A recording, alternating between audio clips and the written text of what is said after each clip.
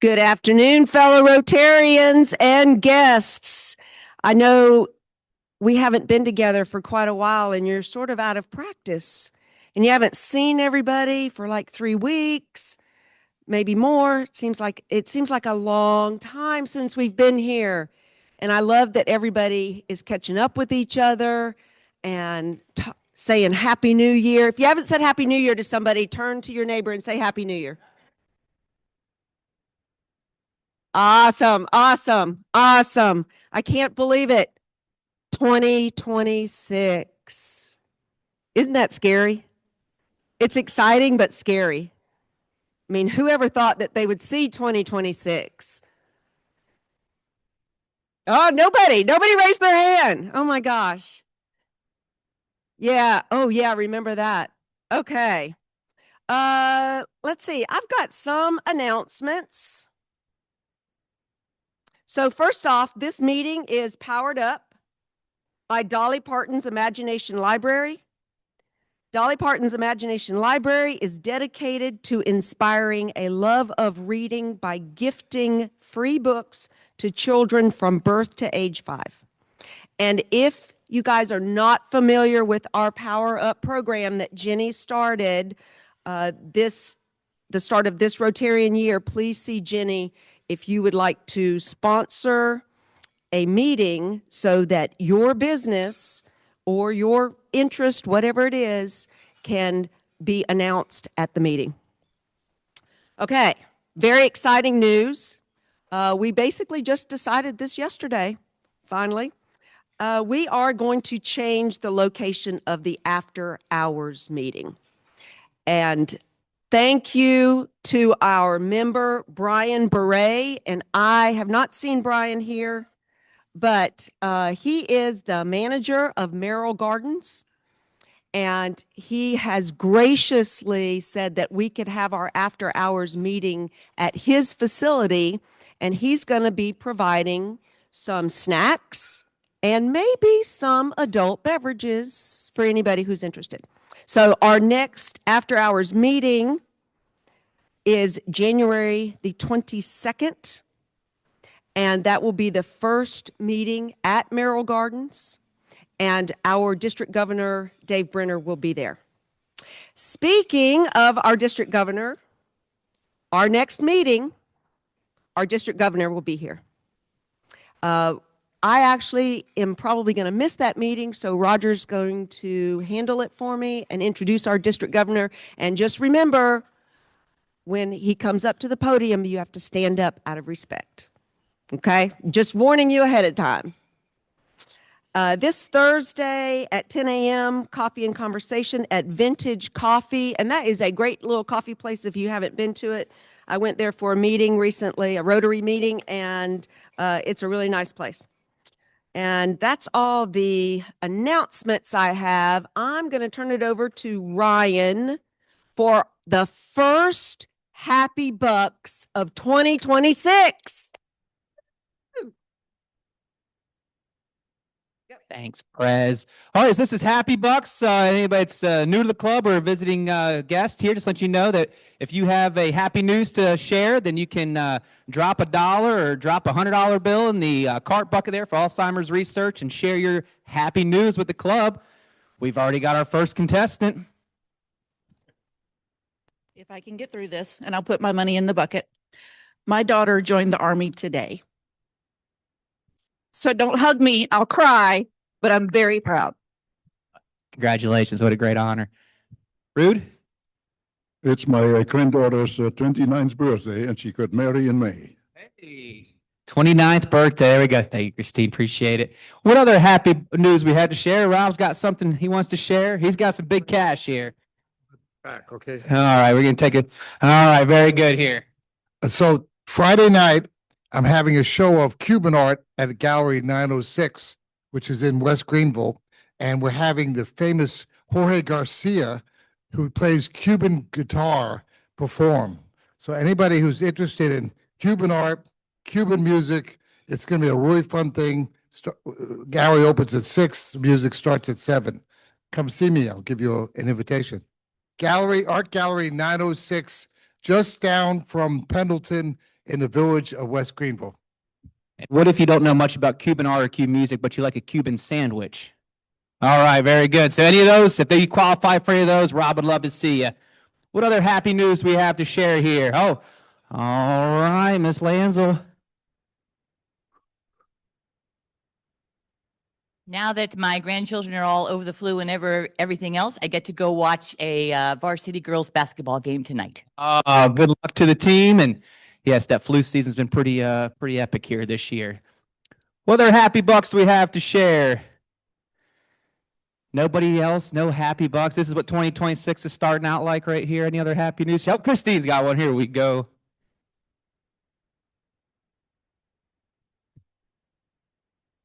I'm very happy to share that around Christmas we got the news that my husband made the top 500 at the South Carolina Business Magazine. We were very surprised about that. We didn't know that this award existed. And he says, I'm supposed to say hello. And there's a reason he's not here, because he has to work to be on that list. So, Congratulations. Dave? Just a real quick one. I am still in need of some cart match sponsors for this year. Got some months open. If you have something coming up in your business and you want a little extra oomph, we'll talk about it. Thank you, Dave. Oh, Elizabeth? Hey, everybody. I'm excited to have two guests that I met at the holiday fair at the convention center. So that's really neat. And also, I just want to let y'all know that I am coaching girls YMCA basketball for 10 and 11-year-olds at the Cleveland Street YMCA. This is my first time coaching. So just want to let y'all know if y'all want to come out on a Saturday and watch something fun. Thanks. I hear the courtside tickets are cheap there for that one, in case anybody's interested. Okay, another one here. Miss Cromwell? Can I stand up? You can stand up. You can do whatever you want here at the Rotary Club of Greenville. We're like Outback Steakhouse. No rules, just right. I'm Judy Cromwell, and I'm so happy that Ryan invited me to your big Rotary. I'm a member of the Pleasantburg Rotary, and I wish you could all come, but this food is much better than where I go. So thank you for being Rotarians, and I'm just so happy to learn names. Thanks. $1. Hey, here we go. Thank you, Judy. I appreciate it. All right, just another piece of happy news here. I am pleased to announce that our president and CEO of the Community Foundation of Greenville, Bob Morris, was just elected to the top 50 Greenville Business Magazine's top 50 most influential Hall of Fame. So put it up for our fellow Rotarian, my boss's boss, Mr. Bob Morris, on that great award, and well-deserved. Thank you all. Wish everyone the best in 2026. Thank you, Ryan. Thank you so much for starting us out. And I do have a few guests. If you have a guest with you, please let me know.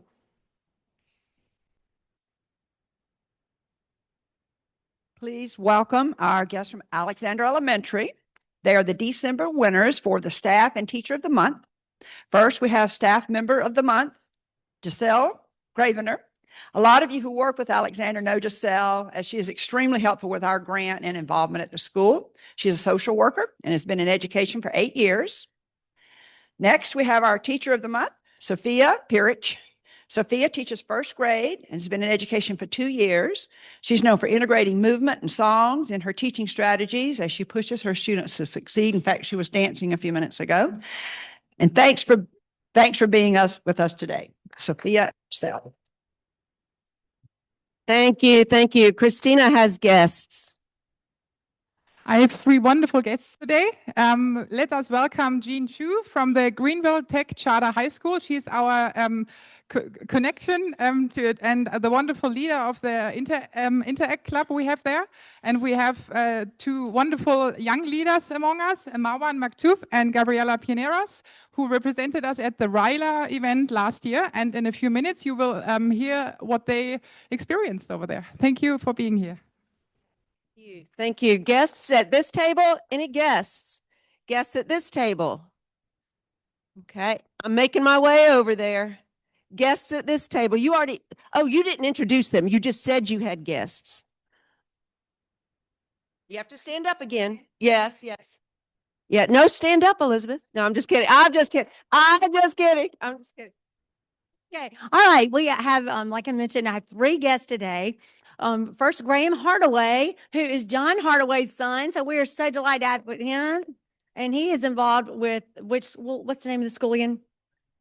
Legacy Early College, which we love, which helps with our career day. They participate in that. So we hope they'll be a big participant this year too. And the holiday fair, I met 2 special people that I invited and they came. This is Brett Austin, and Brett is a Clemson grad and he's retired from Verizon.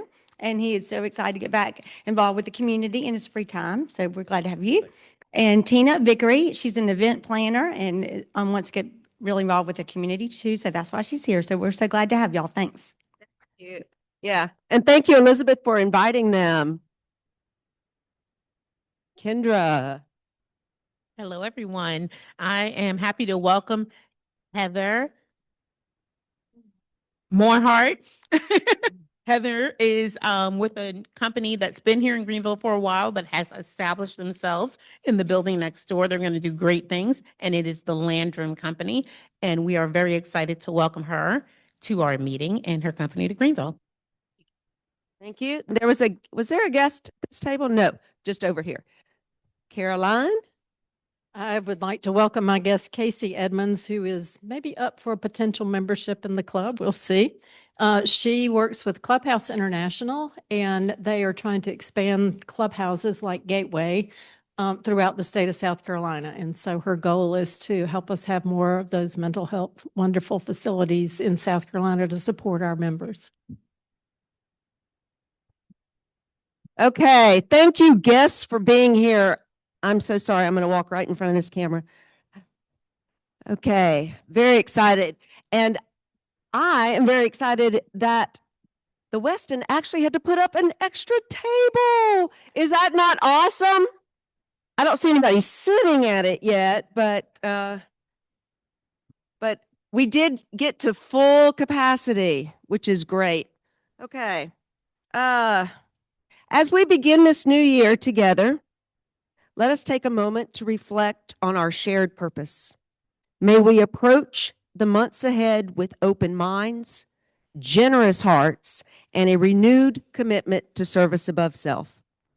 May our work strengthen our community and reflect the best of who we are as Rotarians. Will you please stand with me to say the Pledge of Allegiance?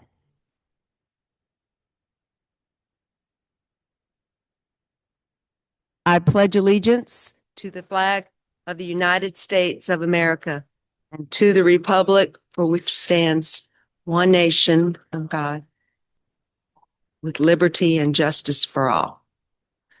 Okay, we'll continue on with our program.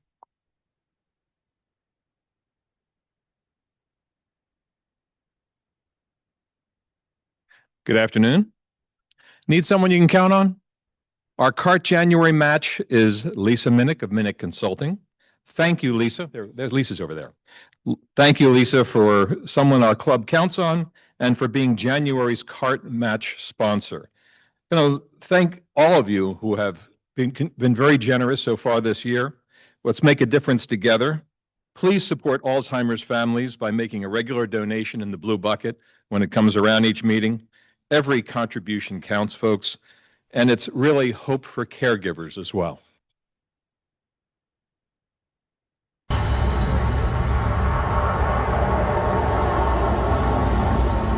Are you all right? Yeah. How far along are you? What? Well, I was just wondering how long. Sorry.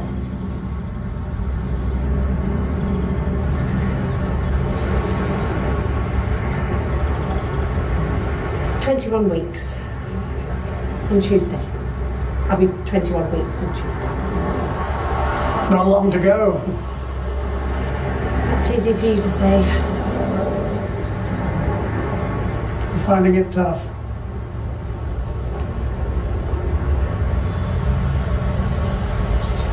You must be excited.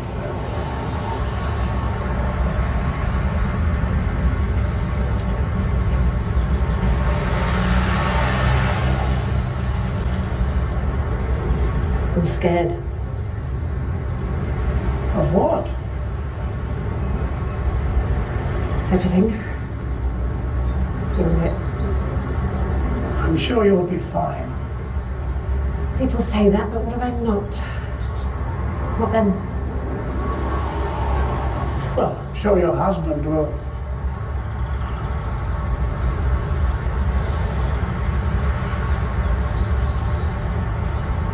You'll manage.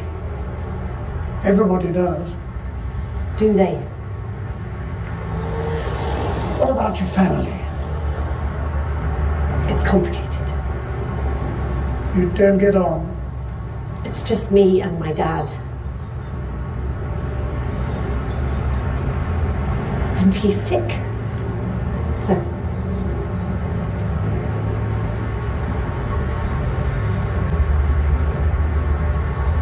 It'll be okay.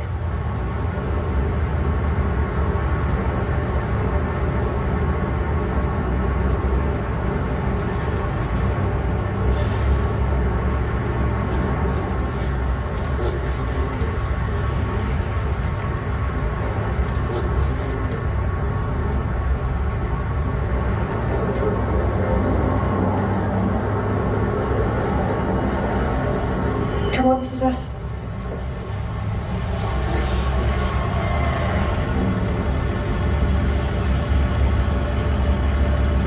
Dad, come on.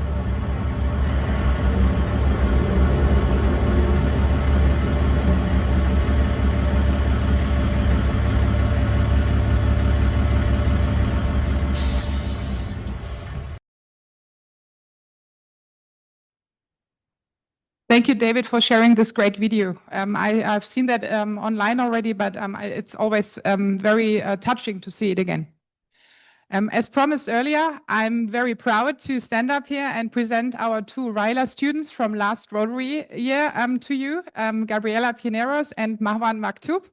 RILA stands for Rotary Youth Leadership Award. It's a week-long program that takes place typically in June at Erskine College, not far from here. We are typically sending 2 students there.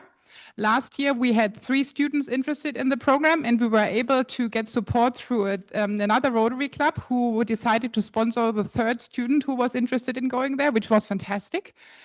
And without further ado, I invite Marwan and Gabriela up here to share their story. Hey everybody, my name is Marwan Maktoub. I'm a senior at Greenville Tech. My name is Gabriela Pineros, and I'm also a senior at Greenville Tech. We're part of the 2025 RILA during this summer, and we'd like to explain our experience there. Talk about our experience over there.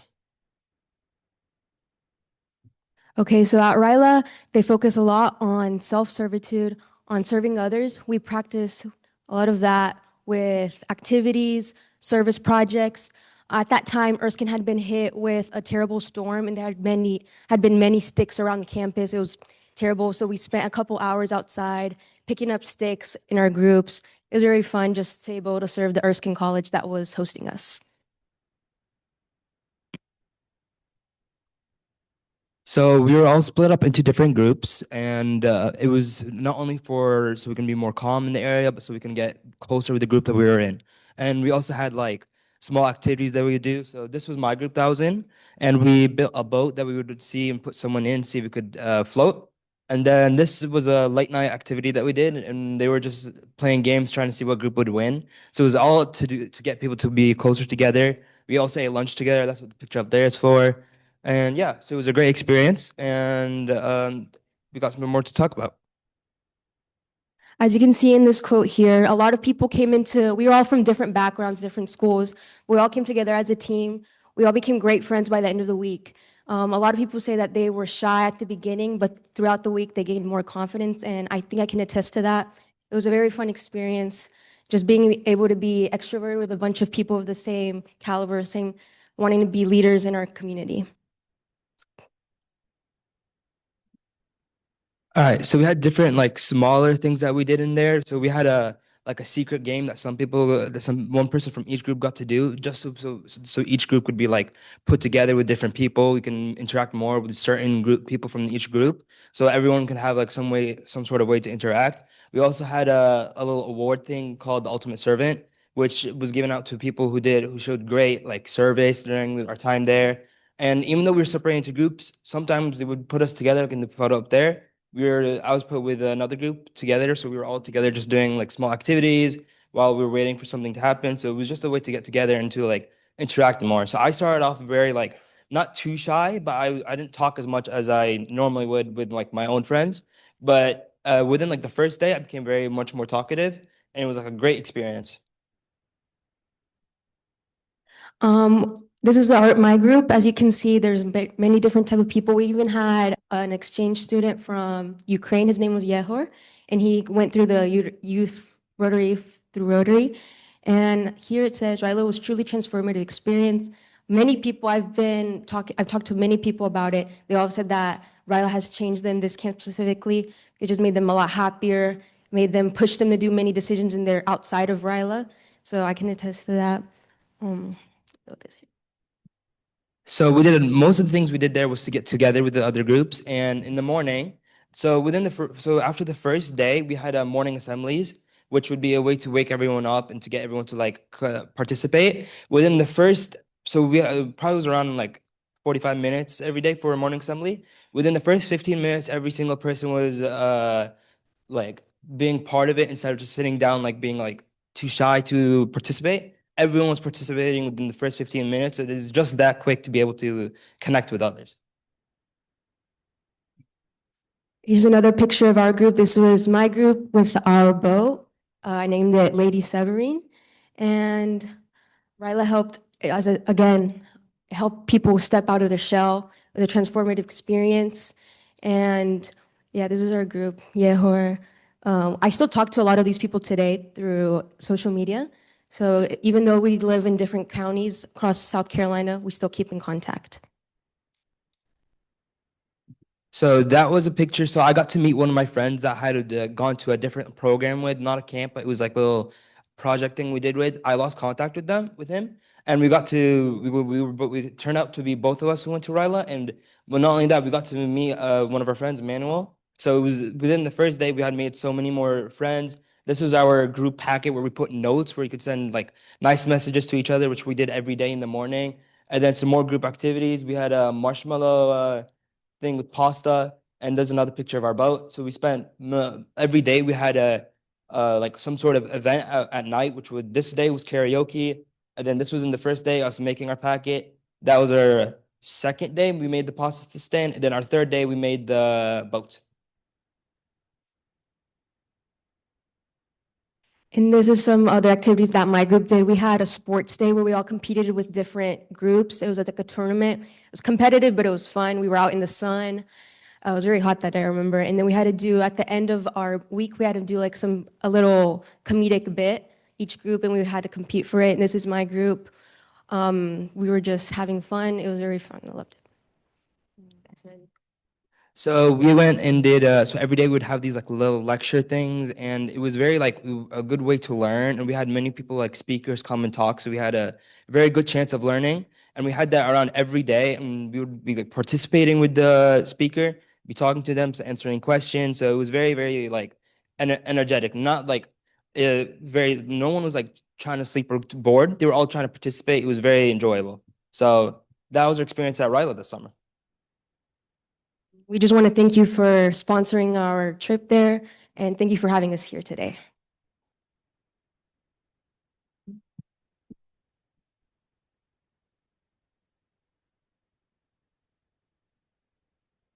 Good afternoon. It's great to see you guys.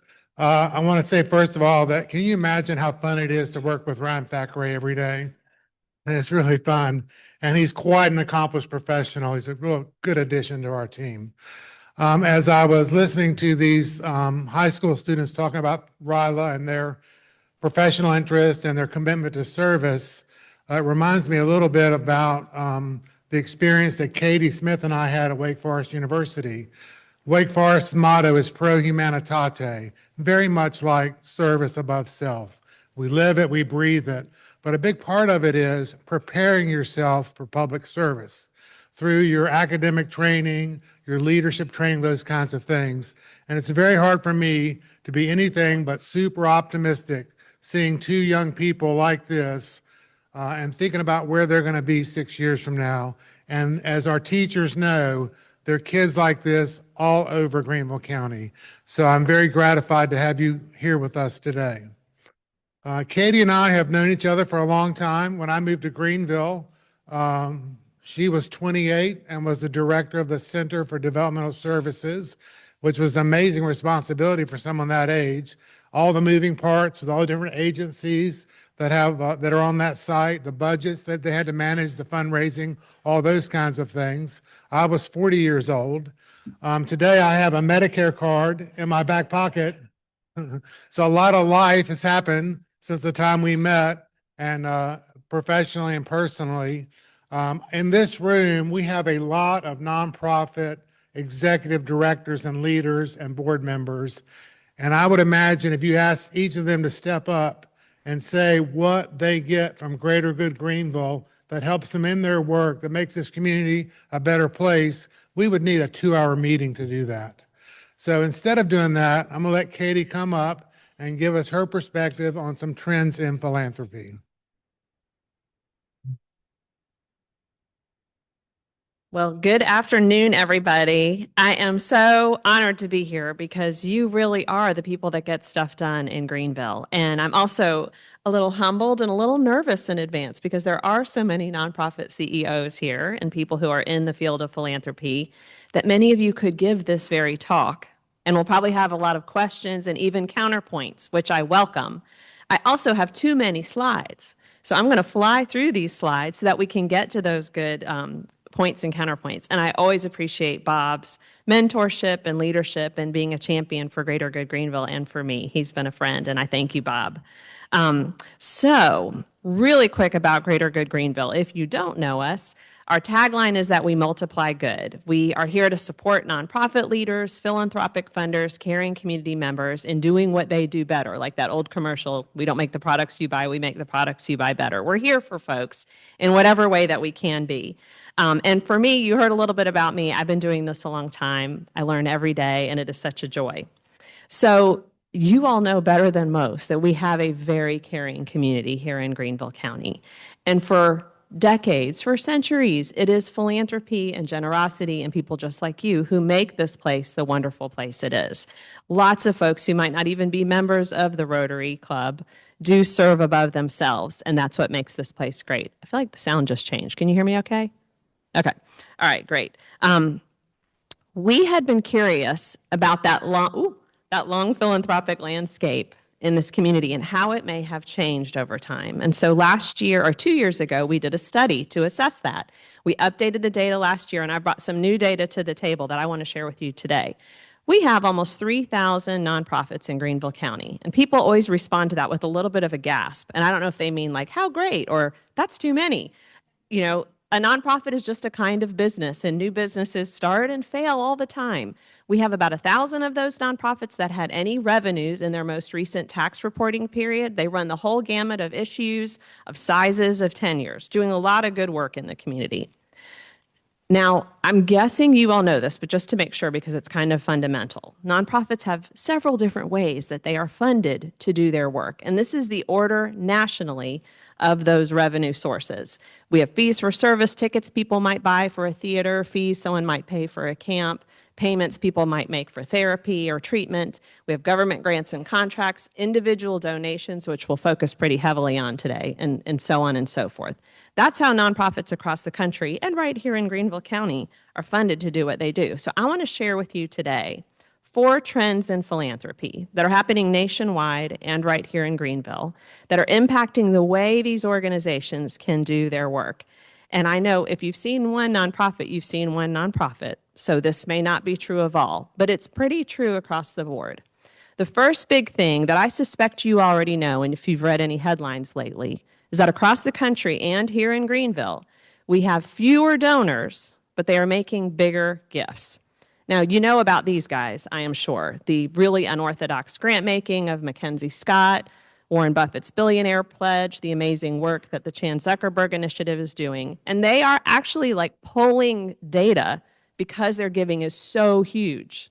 They're moving the needle on that data. But it's true at a smaller community level too. There is good news that giving is going up. It peaked after COVID, but it's kind of picking back up again. So generosity is continuing. This is from Giving USA, which is a long-time study. Most recent data is from 2024. You can see how that breaks down from individual gifts to foundations, bequests, and corporate gifts. About 66% is coming from individuals, but that amount has changed over time, too. The makeup of that. This is 5-year increments starting, I think, in 85. I can't see the slide great. But at that time, 80% of those gifts were coming from individuals. And it has shifted, as I just shared to you, for 2/3 of them because foundations have grown. More folks have started foundations. What matters here is that generosity is happening, right? And it's fueling the work that nonprofits do. But what is important to know, to that point of fewer donors, bigger gifts, the fewer donors part is a concern. This is a 5-year trend of how many gifts, how many donors organizations have. And they are having fewer and fewer. Why that matters to me, and it should matter to all of us, is our giving is a demonstration of our civic passion and the way we get things done. And so when 1,000 people are giving to a nonprofit, whether it's $5 or $5,000 or $5 million, down to 500, 100 people giving, that's just fewer people that have their hands on the civic life of our community. And we're losing them mostly in those smaller dollar donors. It's those micro donors who are really dropping off. You probably have a lot of guesses about why that might be. We'll talk in a minute about some of those trends. But those smaller dollar donors are not coming in and giving and being a part of philanthropy. Because of that, many nonprofits are struggling across the country and right here in Greenville. As a part of the study that I shared with you that we did, we looked at 990s from nonprofits in Greenville County, and we looked at giving trends from foundations in Greenville County. We also did surveys with nonprofits, focus groups, interviews, and the like. Some of the people in this room were a part of that. And from that, there's a couple things we heard. First, we looked at nonprofit 990s, which is the tax return that a nonprofit files, to say, how did their revenues that they reported keep up with inflation?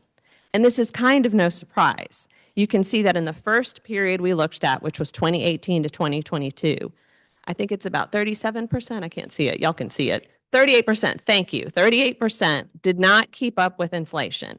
No surprise, because American households were having trouble keeping up with inflation, right? That number grew. It increased in the next round of data that we looked at. This makes it hard for nonprofits to pay bills. It makes it hard for donors to support those nonprofits if they're facing inflation. It's hard for them to contribute to this vibrant life we love in our community. How do foundations come into play? This slide is hard to make sense of, and that's kind of the point. We look very much at our foundations in town. We look at our Hollingsworth funds, our Jolly foundations, our Graham Foundation to say, how do they step in? And they are important. When we looked at foundation data for Greenville County, there is a cutoff at about 32 foundations that we can say that the amount of giving drops pretty significantly after that. And of those 32, it's very dynamic, right? It's a little hard for a nonprofit to know, who do I go to? How is it changing? Now, the main point here is not foundations are very generous and they are fueling the work, and we are very grateful for them. But foundations are kind of a drop in the bucket compared to what we need from those individual donations, government resources, et cetera. The blue shows foundation giving from those top 32. The orange shows those main nonprofits in Greenville County and their overall budgets. So it's really individual gifts and other sources that our nonprofits really rely upon. Now, in this space, I have to address that 2025 was kind of a big year in government. Don't know if you heard anything about that. And I'm looking at Wade Cobb over here, who was a very helpful speaker to our nonprofit and philanthropic community to help understand what this policy sphere looked like. We had a convening to look at this. Institute for Child Success did some analysis of federal data to show how much money from federal grants and contracts is coming into Greenville County organizations. You can see the list of the kinds of things. This matters to nonprofits, one, because Title I grants to schools, for instance, help bring kids to the South Carolina Children's Theater, or help fund a residency or a communities and schools person. It helps fund higher education and so on. And that matters to the people who live here. In this very dynamic environment, it's another stressor that our nonprofit leaders need to deal with. and another revenue source that they might need to find somewhere else if the government won't play a role in the same way. Okay, a third trend is that there are huge changes in giving strategies and benefits. This is going to be a space that it's going to be easy for me to get bogged down in, and I'm going to pledge to you all to try not to, but I'll be happy to come back to any of these slides if we need to. So these are some trends that I'm sure you know and you have experienced personally. First, this is supposed to be a workplace. Workplace giving has changed. Workplaces have changed. Many people are not even in a traditional workplace anymore. Yeah, I thought so. I'm pretty cool. There we go. Oh, hey. All right. Thank you. Workplaces have changed. People aren't in the same settings anymore. Where they once might have had one kind of campaign, there might be a service like Benevity or Found Out or something else that allows them to give, or a workplace campaign doesn't exist at all anymore. Communities of faith used to be big attractors of people's giving and also big givers out to the community. And you all know how folks' attendance at houses of worship has changed and the needs that those own houses of worship have. Online giving is wonderful because it makes it easier for nonprofits to access donors, but it also means it makes it easy for nonprofits anywhere in the world to access donors. So where you might have previously only known about the nonprofits right outside your back door, you can now be reached out to by a national nonprofit to attract your dollars. There's a lot of competition in that space. There are lots of studies that show that people are viewing political giving in the same part of their mind as they are viewing charitable giving. Yeah. Okay, time out.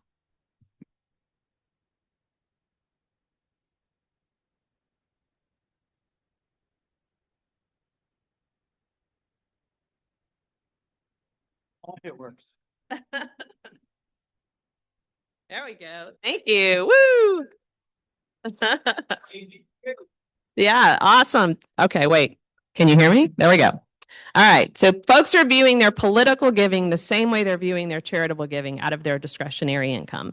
They view this as a way to change the world in the way they want to see it changed. Feeding folks, impacting policy, it's one and the same. There's a lot of competition for those dollars. GoFundMe is a wonderful platform. It has also made people feel like I can make a difference in one life. And it really emphasizes to nonprofits how to tell those individual stories as a way to attract folks' philanthropic giving. We have stories all over Greenville County that are up on GoFundMe right now, which is wonderful to tap into folks' charitable impulse. But I will say it raises for me, like, are our systems working for people in a way that might make GoFundMes not necessary? That's a larger Katy Smith question. And the last thing is there's a lot of profit to be made in serving the world of philanthropy. And there are many more tools every day that can help accelerate people's giving and make it easy for nonprofits, and that can also tap into revenue opportunities for those entities. So a lot is happening. Okay, couple last things.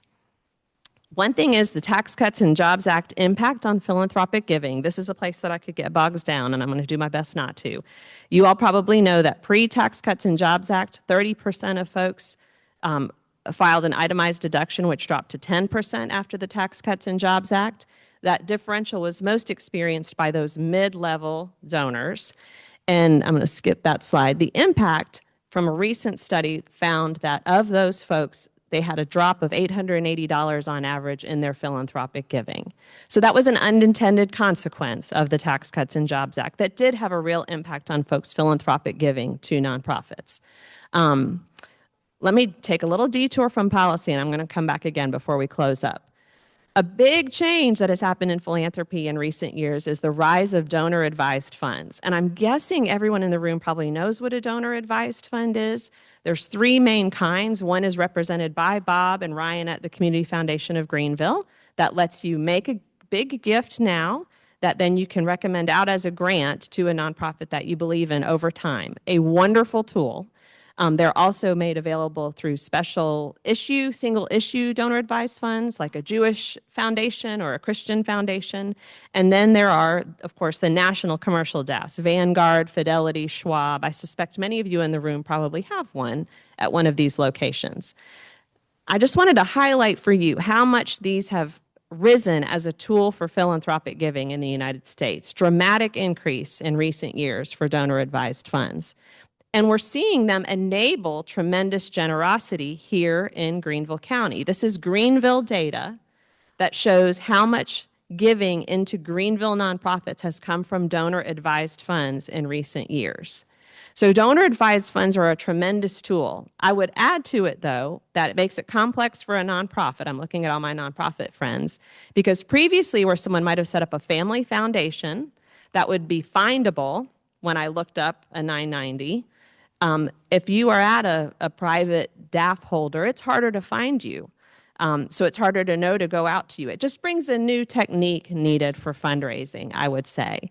And I have to give a special plug again to my friends at the Community Foundation of Greenville, because you know how deeply enmeshed they are in this community. I mean, a stone's throw from here are things like the Kroc Center, the Peace Center, Unity Park that were made possible thanks to Community Foundation of Greenville.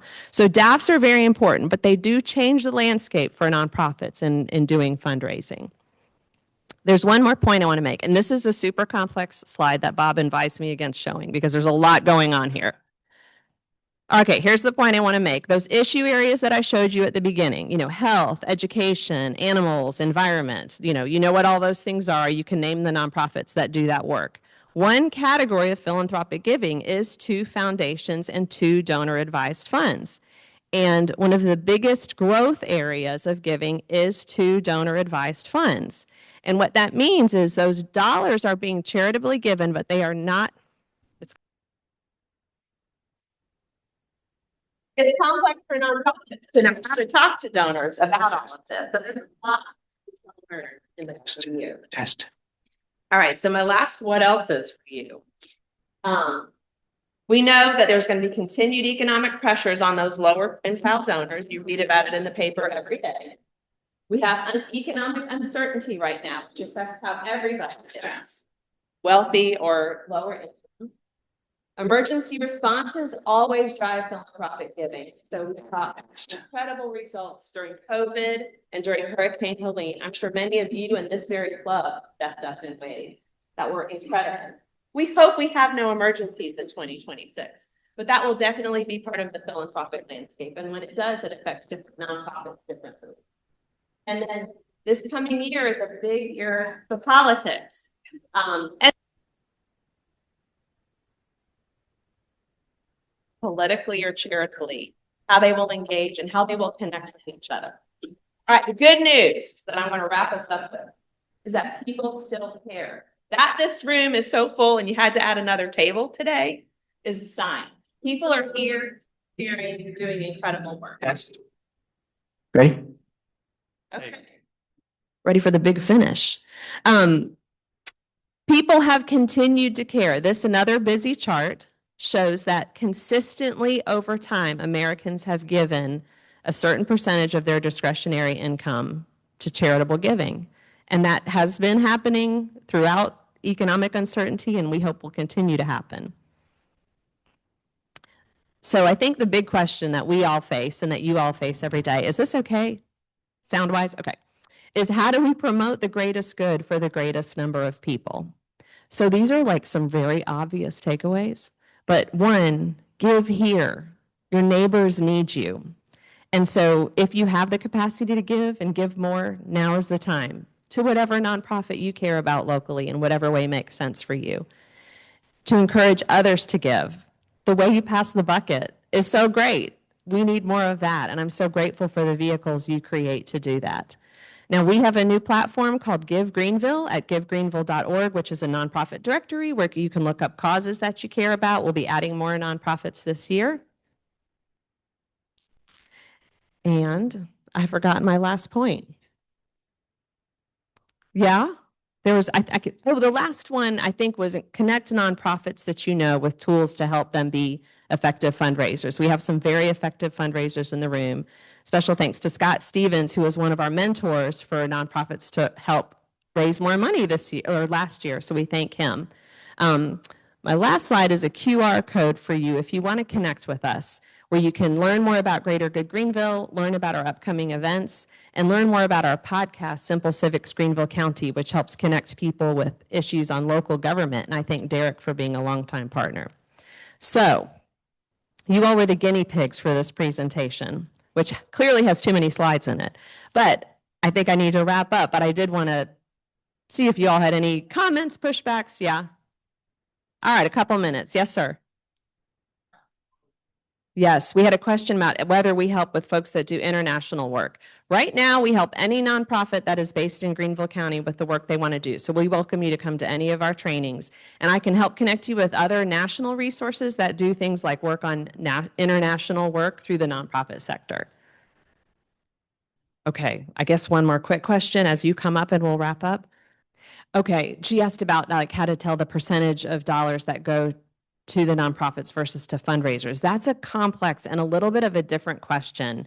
Yeah, I think the big nonprofits that we talk about in Greenville County that are serving this community, I feel so much confidence in how they are using those dollars to serve the people in the community, but it doesn't take into account looking in any detail about overhead versus general operations.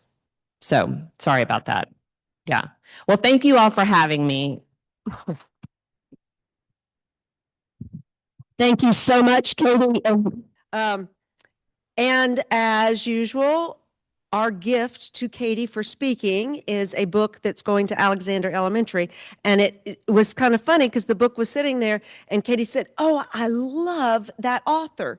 So she actually had some personal knowledge of this book. So real quick, I just wanted to say, I wanted to take a survey. Who made a New Year's resolution? Anybody? Oh, not a lot, not a lot. Okay, well, I would like to encourage you to make a New Year's resolution that you're going to give just a little bit more time to Rotary this year.